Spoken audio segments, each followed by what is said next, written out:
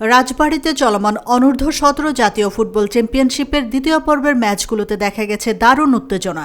সকালে অনুষ্ঠিত দিনের প্রথম ম্যাচে ফরিদপুর জেলা দল মুখোমুখি হয় শরীয়তপুর জেলা দলের। ম্যাচ জুড়ে দু দলের আক্রমণ ও পাল্টা আক্রমণে মাঠ ছিল প্রাণবন্ত। তবে নির্ধারিত সময়ের খেলা শেষে কোনো দলই গোলের দেখা না পাওয়ায় ম্যাচটি গোলশূন্য ড্রয়ে শেষ হয়।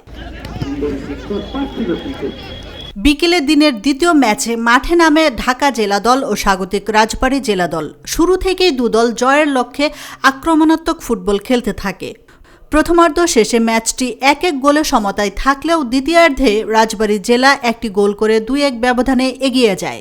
শেষ পর্যন্ত এই ব্যবধান ধরে রেখে রাজবাড়ী জেলা দল জয় নিয়ে মাঠ ছাড়ে। উত্তেজনাপূর্ণ এসব ম্যাচে দর্শকদের মধ্যে ব্যাপক উৎসাহ উদ্দীপনা লক্ষ্য করা যায়, যা টুর্নামেন্টের আকর্ষণ আরও বাড়িয়ে তুলেছে।